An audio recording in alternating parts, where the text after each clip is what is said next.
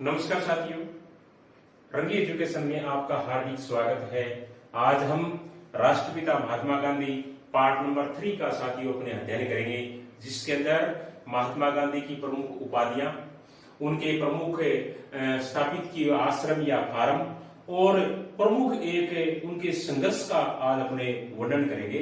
चलो साथियों, आज की क्लास को शुरू करते हैं, जिसके अंदर इनके प्रमुख जितने भी जानकारियां, रोचक तथ्य, महत्वपूर्ण तथ्य और संघर्ष या अन्य कोई जानकारी बनती है तो वो मैं आपको पूरा बताने का प्रयास करूंगा। तो सबसे पहले साथियों, महात्मा गांधी की जो लगभग 15-16 जो प्रमुख उपाधियां हैं, जो उसमें के प्रमुख विद्वान, साहित्यकार या अन्य जो क्या एक संस्थाएं थी, उन्होंने क्या है कि उनको जो प्रदान की वो एक एक करके देख लेते हैं। राजस्थान की या अन्य प्रतियोगिता परीक्षाओं में इनका बहुत ही महत्वपूर्ण योगदान है साथियों। कई बार पूछ लिया जाता है कि ये उपाधि किसने दी थी या यह उपाधि किसकी है, तो अपने एक ही करके सभी उपाधियों को देखते हैं। तो महात्मा गांधी की उपाधियां,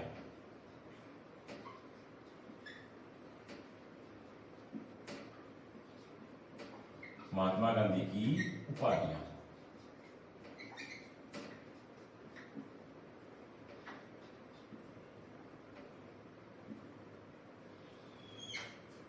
इसके अंदर एक एक करके देखते हैं अपने सभी कि कौन सी उपाधि वो किसने दी। जैसे राष्ट्रपिता, राष्ट्रपिता की जो उपाधि है वो सुभाष चंद्र बोस ने दी थी। किसने दी थी? सुभाष चंद्र बोस। उसके बाद में दूसरी उपाधि है वो है बापू, बापू की उपाधि। बापू की उपाधि साथियों दो व्यक्तियों ने कहा है, एक तो है पंडित जवाहरलाल नेहरू और दूसरे व्यक्ति है, उनका नाम है C.F. एंड्रूज। C.F. एंड्रूज। इन दो व्यक्तियों ने क्या है कि महात्मा गांधी को बापू की संज्ञा वो दी है। आगे वाली उपाधि उनका नाम है मलंग बाबा। मलंग बाबा, मलंग बाबा की जो उपाधि है साथियों वो कबायलियों द्वारा दी गई।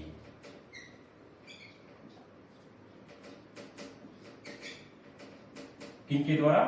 कबायलियों द्वारा। आगे वाली जो उपाधि है राष्ट्रपिता महात्मा गांधी की, उसका नाम है one man boundary force. One man boundary force बहुत ही महत्वपूर्ण उपाधि साथियों। तो one man boundary force Mahatma Gandhi को किसने कहा? तो ये कहने वाले थे लॉर्ड माउंटबेटन। लॉर्ड माउंटबेटन, यानी वन मैन बाउंड्री फोर्स किसने कहा? लॉर्ड माउंटबेटन ने। आगे वाली जो उपाधि उसका नाम है भर्ती करने वाला सार्जेंट। भर्ती करने वाला सार्जेंट, यानी भर्ती करने वाला सार्जेंट किसने कहा? तो भर्ती करने वाला सार्जेंट कहा गया प्रथम विश्व युद्ध के समय, फर्स्ट वर्ल्ड वॉर के समय। यानी प्रथम विश्व युद्ध हुआ उस वक्त क्या है कि इनको क्या है कि भर्ती करने वाला सार्जेंट है वो कहा गया। आगे वाली जो इनकी उपाधि है महात्मा गांधी की वो है अर्धनंगा फकीर। अर्धनंगा फकीर, इनको अर्धनंगा जो फकीर है वो क्या है कि चर्चिल ने कहा था। किसने कहा था? चर्चिल ने। उसके बाद में आगे वाली जो उपाधि है महात्मा गांधी की उसका नाम है भंगी शिरोमणि। क्या नाम है? भंगी शिरोमणि। और भंगी शिरोमणि की जो उपाधि है वो दक्षिण अफ्रीका के प्रवास के दौरान इनको दी गई। दक्षिण अफ्रीका के प्रवास के दौरान, दक्षिण अफ्रीका के प्रवास के दौरान वहां के स्थानीय नागरिकों व अन्य लोगों ने क्या है कि इनको भंगी शिरोमणि की उपाधि है वो प्रदान की। आगे वाली इनकी उपाधि है उनका नाम है कर्मवीर। क्या नाम है? करमवीर। और करमवीर की जो उपाधि है वो महात्मा गांधी को दक्षिण अफ्रीका के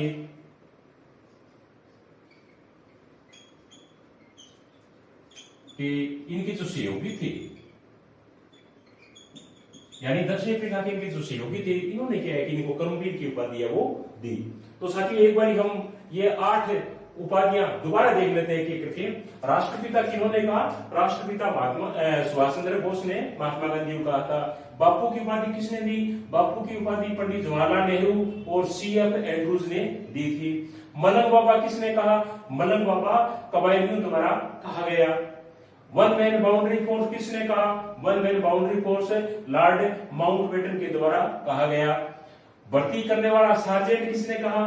भर्ती करने वाला सार्जेंट प्रथम विश्व युद्ध के समय कहा गया। अर्धनंगा फकीर किसने कहा? अर्धनंगा फकीर है वो चर्चिल ने कहा था। किसने कहा था? चर्चिल ने।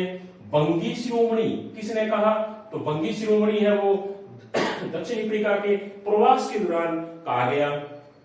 करमवीर की उपाधि किसने दी? तो दक्षिण अफ्रीका के अंदर उनके जो सहयोगी थे उन्होंने क्या है कि इनको करमवीर की उपाधि है वो दी।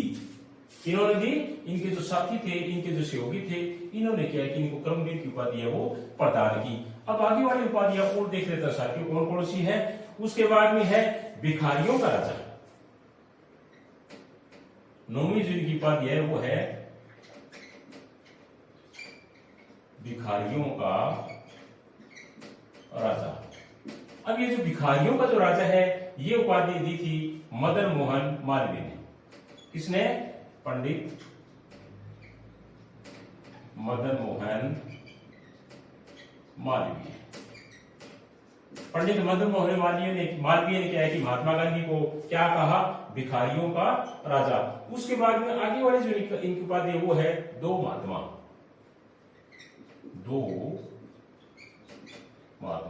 और ये दो महात्मा की जो उपाधि है ये सरोजिनी नायडू ने दी थी। किसने? सरोजिनी नायडू। सरोजिनी नायडू ने महात्मा गांधी को क्या कहा? दो महात्मा। उसके बाद में आगे वाली जो इनकी उपाधि है वो है केसर-ए-हिंद की उपाधि। केसर-ए-हिंद। और केसर-ए-हिंद की उपाधि है वो क्या है कि अंग्रेजों के द्वारा दी गई प्रथम विश्व युद्ध के समय। कब है? प्रथम विश्व युद्ध के समय अंग्रेजों के द्वारा इनको केसर-ए-हिंद की उपाधि है वो दी गई। और उसके बाद में आगे वाली जो इनकी उपाधि वो है देशद्रोही फकीर। क्या नाम है? देशद्रोही फकीर। और देशद्रोही फकीर की जो उपाधि है वो भी चर्चिल के द्वारा दी गई। किनके द्वारा दी गई? चर्चिल के द्वारा। आगे वाली जो उपाधि है देशद्रोही फकीर की उपाधि किन्होंने दी? देशद्रोही फकीर की उपाधि है वो चर्चिल ने दी थी। आगे वाली उपाधि का नाम है जादूगर। यानी महात्मा गांधी को जादूगर की उपाधि किसने दी? बहुत ही महत्वपूर्ण साथियों। तो जादूगर की जो उपाधि है वो शेख मुजीब-उर-रहमान।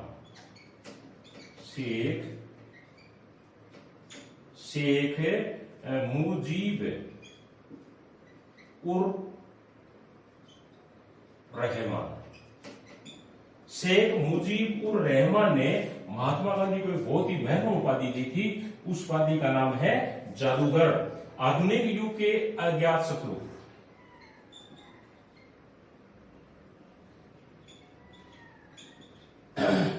आधुनिक युग के अज्ञात शत्रु, ये भी एक बहुत ही महत्वपूर्ण उपाधि थी साथियों। ये थी डॉक्टर राजेंद्र प्रसाद ने। डॉक्टर राजेंद्र प्रसाद ने। उसके बाद में आगे वाले जो उपाधि उसका नाम है कुल्ली बैरिस्टर। कुल्ली बैरिस्टर। और कुल्ली बैरिस्टर की जो उपाधि है वो दक्षिण अफ्रीका के अंग्रेज जो मजिस्ट्रेट थे उन्होंने दी। यानी कुल्ली बैरिस्टर की उपाधि दक्षिण अफ्रीका के जो अंग्रेज मजिस्ट्रेट थे उन्होंने दी थी। और आगे वाली जो उपाधि लास्ट है उसका नाम है सेवाग्राम का संत। सेवाग्राम का संत। और ये सेवाग्राम का जो संत की उपाधि है, ये जो आश्रम के जो अतिथि थे, आश्रम के अतिथियों द्वारा, आश्रम के अतिथियों द्वारा क्या की उपाधि है वो दी गई। साथियों दोबारा देख लेते हैं आगे वाली जो उपाधियां महात्मा गांधी की कौन कौन सी है। भिखारियों का राजा किसने कहा महात्मा गांधी को? भिखारियों का राजा कहा था पंडित मदन मोहन मालवीय ने। किसने कहा था? पंडित मदन मोहन मालवीय ने। दो महात्मा की उपाधि किसने दी? सरोजिनी नायडू ने। केसर हिंद की उपाधि किसने दी? अंग्रेजों ने। कब? प्रथम विश्व युद्ध के समय। देशद्रोही फकीर की उपाधि किसने दी? तो देशद्रोही फकीर की उपाधि दी थी चर्चिल ने। जादूगर की उपाधि किसने दी?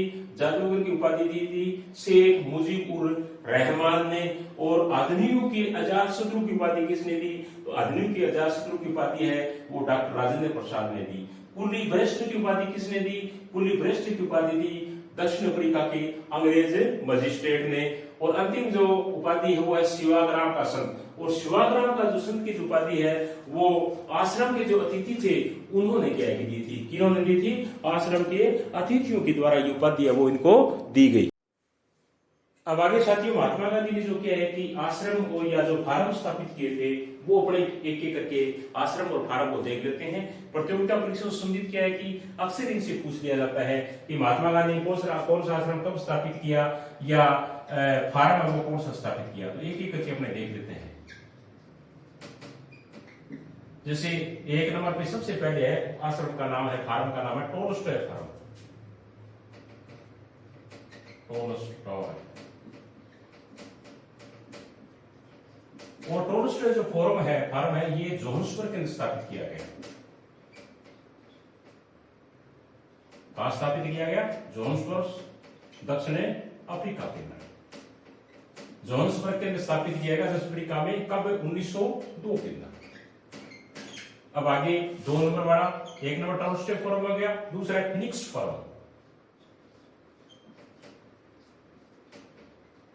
फिनिक्स। और फिनिक्स फार्म की जो स्थापना है वो डरबन में की गई। डरबन कहां है? दक्षिण अफ्रीका में। और ये कब हुई? डरबन के अंदर की गई। और डरबन दक्षिण अफ्रीका के अंदर ये 1904 में हुई। 1904 के अंदर इनकी स्थापना है वो की गई। तीसरा साथियों भारत में इनकी स्थापना हो जाती है आश्रम की या फोरम की। तो आश्रम है सत्याग्रह आश्रम। सत्याग्रह आश्रम। सत्याग्रह आश्रम की जो स्थापना है वो कोचरब में की गई। कोचरब ये अहमदाबाद में है। और ये स्थापना होती है 1915। कब होती है? 1915 के अंदर। अब आगे वाला जो आश्रम है उसका नाम है साबरमती आश्रम। साबरमती आश्रम। साबरमती आश्रम साथियों साबरमती नदी के किनारे की गई थी। कहां? अहमदाबाद में। साबरमती नदी अहमदाबाद। कब? 1915। ये जो सत्याग्रह जो आश्रम था इसका नाम ही क्या है कि साबरमती आश्रम था। लेकिन इसको क्या है कि वहां से शिफ्ट करके 1917 में यहां साबरमती नदी के किनारे ले आए। तो इसकी स्थापना 1915 में हुई थी। और इसको स्थापित यानी दूसरी जगह स्थापित कब किया गया? 1917 के अंदर स्थापित किया गया। पहले इसका सत्याग्रह नाम था और बाद में इसका नाम क्या कर दिया गया? साबरमती आश्रम है वो कर दिया गया, जबकि आश्रम एक ही था। अब आगे वाला जो आश्रम है साबरमती के बाद में उसका नाम है अनासक्ति आश्रम। अनासक्ति आश्रम। अनासक्ति आश्रम की जो स्थापना है वो कौसानी में की गई। कौसानी के अंदर। और कौसानी कहां है? उत्तराखंड में। और 1929 में इसकी स्थापना है वो की गई। उसके बाद में अंतिम जो आश्रम है उसका नाम है सेवाग्राम। सेवाग्राम आश्रम। और सेवाग्राम आश्रम की स्थापना वर्धा में की गई। कहां की गई? वर्धा में। और वर्धा कहां है? महाराष्ट्र के अंदर। और स्थापना हुई 1936 के अंदर। 1936 के अंदर। अब साथियों हम एक एक करके दोबारा देख लेते हैं। बहुत ही महत्वपूर्ण क्या है कि फार्म या आश्रम है राष्ट्रपिता महात्मा गांधी के द्वारा स्थापित किए हुए, और प्रतियोगिता परीक्षाओं में अक्सर क्या है कि इससे संबंधित 1 या 2 प्रश्न वो पूछ लिया जाता है। जैसे देख लेते हैं, टोल्स्टॉय फोरम की स्थापना कहाँ की गई? जोहान्सबर्ग के अंदर। टोल्स्टॉय फोरम कहाँ है? दक्षिण अफ्रीका में। कब स्थापना हुई? 1902 के अंदर। आगे फिनिक्स फोरम की स्थापना डरबन में की गई। डरबन कहाँ है? दक्षिण अफ्रीका में। कब? 1904 के अंदर। सत्याग्रह आश्रम की स्थापना कब की गई? सत्याग्रह आश्रम की स्थापना कोचरब में की गई। कोचरब कहाँ है? अहमदाबाद के अंदर।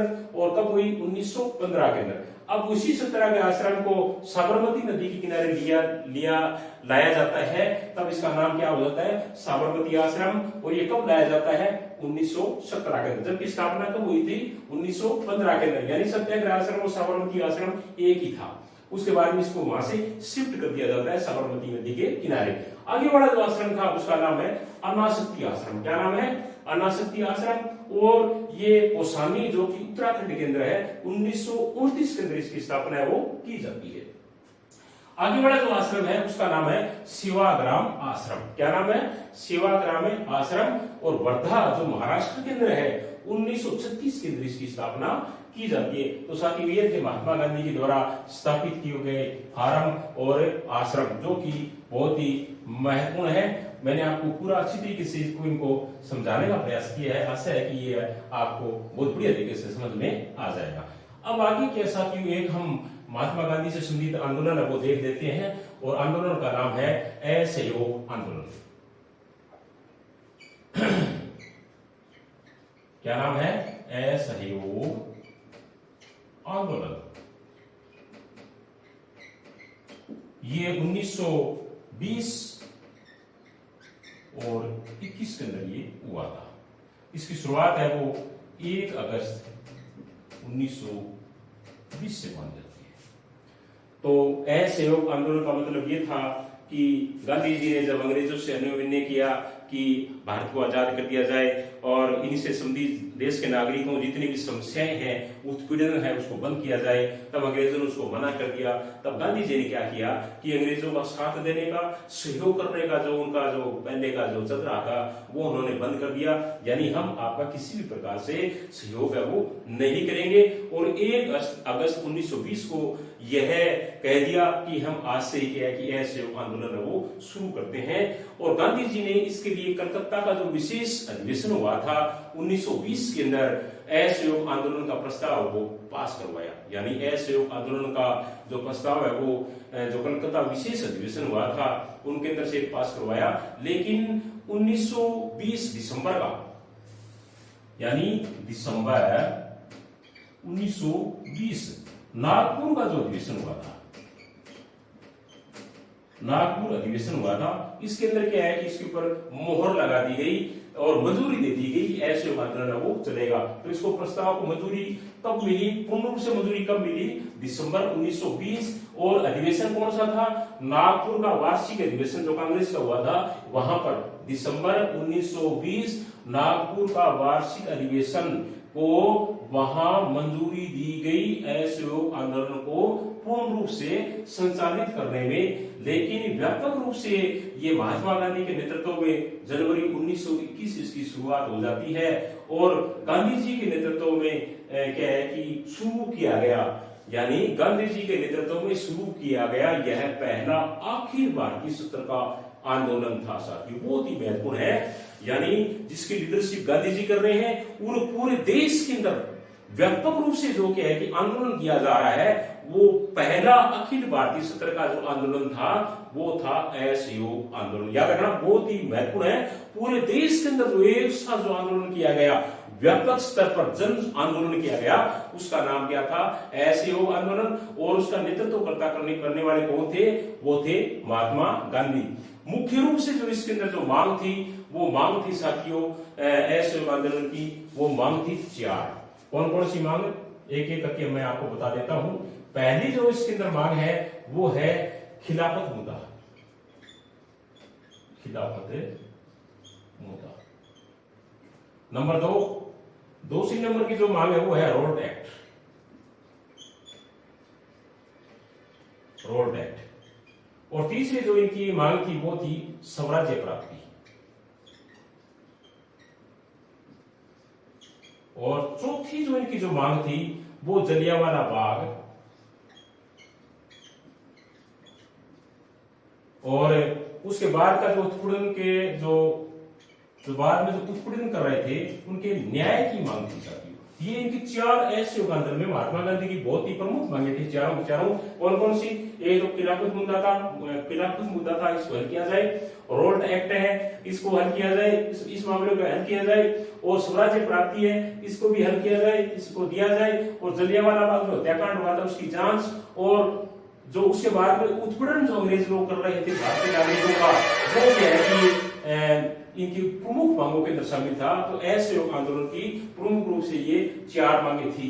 कितने मांगे थी? चार मांगे थी। लेकिन क्या हुआ कि जब आंदोलन चरम सीमा पर था, यानी ऐसे लोक आंदोलन जब चरम सीमा पर पहुंचा, तब क्या है, गोरखपुर जिले का एक स्थान पड़ता है चौरी चौरा। क्या नाम है? गोरखपुर जिले के अंदर एक स्थान का नाम है चौरी चौरा। यहां पर एक कोई घटना हो जाती है 5 फरवरी 1922 को। 5 फरवरी 1922 को याद रखना साथियों, बहुत ही महत्वपूर्ण है कि चौरी चौरा कांड कब हुआ? 5 फरवरी 1922 को। चौरी चौरा कांड किस जिले में हुआ? गोरखपुर में। किस स्टेट के अंदर? उत्तर प्रदेश में। कब हुआ? 5 फरवरी 1922 को। जब ये चोरा चोरी कांड हुआ, उससे पहले क्या है कि जो असहयोग आंदोलन था, इसने क्या है कि बहुत बड़ा रूप धारण कर लिया था, बहुत बड़ा रूप धारण कर लिया था। लेकिन गांधी जी ने क्या किया कि कांग्रेस कार्य समिति की बारदोली में बैठक की। कहां बैठक की? बारदोली।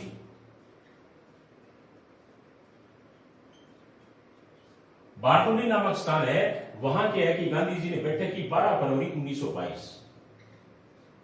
12 फरवरी 1922 को गांधी जी ने क्या है कि वहां पर एक बैठक की और इस आंदोलन को वापस ले लिया।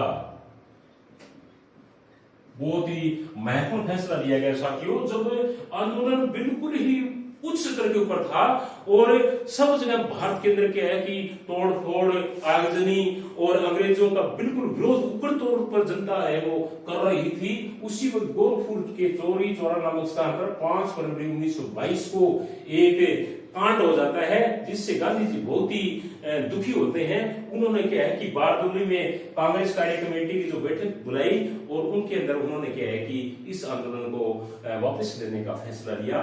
कब है? 12 फरवरी 1922। याद रखना, 12 फरवरी 1922 को जब गांधी जी ने इस आंदोलन को वापस लिया कि हम अब आंदोलन नहीं करेंगे, तब इस आंदोलन के लिए भारत के जो अन्य जो राष्ट्रीय स्तर के जो नेता थे, जनता थी, उन्होंने क्या है कि इसका बहुत ही भर्त्सना की कि आंदोलन अब वापस नहीं लेना था। तो उसके बाद में क्या हुआ साथियों कि जब ये आंदोलन खत्म हो गया, तो उसके बाद में क्या हुआ कि इस आंदोलन का जो सबसे ज्यादा जो प्रभाव पड़ा था वो एक वस्तु के ऊपर पड़ा था और वो थी विदेशी कपड़ों का बहिष्कार। क्या था? विदेशी कपड़ों का बहिष्कार। सबसे ज्यादा क्या है कि किसी चीज पर असर पड़ा था ऐसे आंदोलन का, तो वो था विदेशी कपड़ों का बहिष्कार। भारत की जनता ने कहा कि हम विदेशी कपड़े वो नहीं पहनेंगे, तो विदेशी कपड़ों का भारत की जनता ने क्या किया? बहिष्कार कर दिया। और इसका सबसे ज्यादा क्या है कि ये प्रभाव पड़ा। और गांधी जी ने क्या किया? एक उपाधि थी गांधी जी की,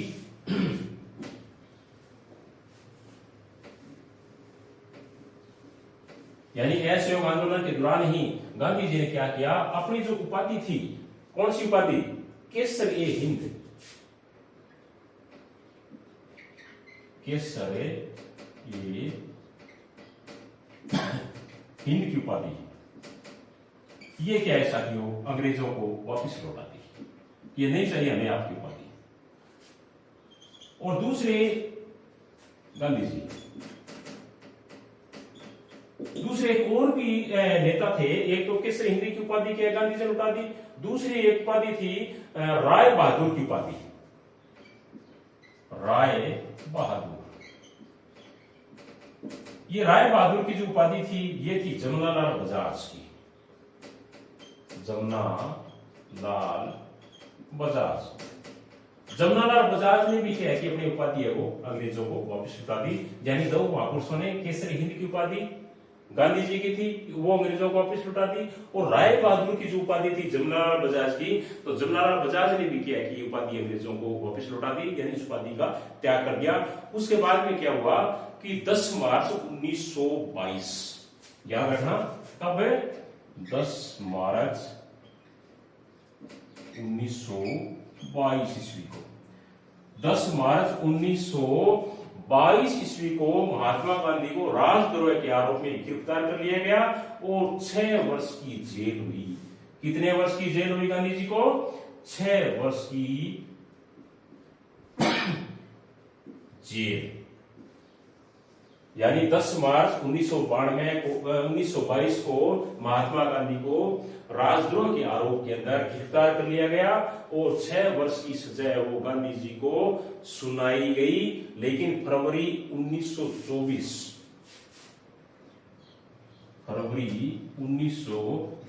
को स्वास्थ्य कारणों से गांधी जी को फिर उन्होंने क्या है कि रिहा कर दिया। सजा कितने वर्ष की? 6 वर्ष की। ये सजा कब हुई? 10 गिरफ्तार कब किए गए? 10 मार्च 1922 को, और रिहा कब कर दिया गया? फरवरी 1924 को। क्यों? स्वास्थ्य कारणों के कारण महात्मा गांधी को रिहा कर दिया गया।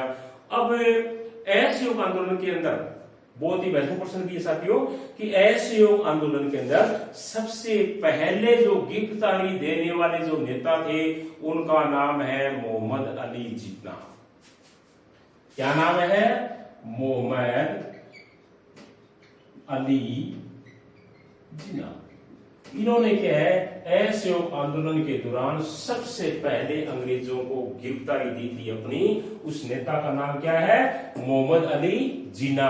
मोहम्मद अली जिन्ना ऐसे नेता जिन्होंने असहयोग आंदोलन के दौरान सबसे पहले गिरफ्तारी देने वाले नेता थे।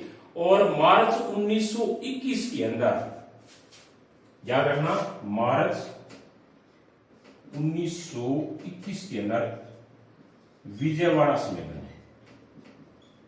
विजयवाड़ा सम्मेलन, यहां से क्या है कि गांधी जी वो लंगोटी पहनाना शुरू करते हैं।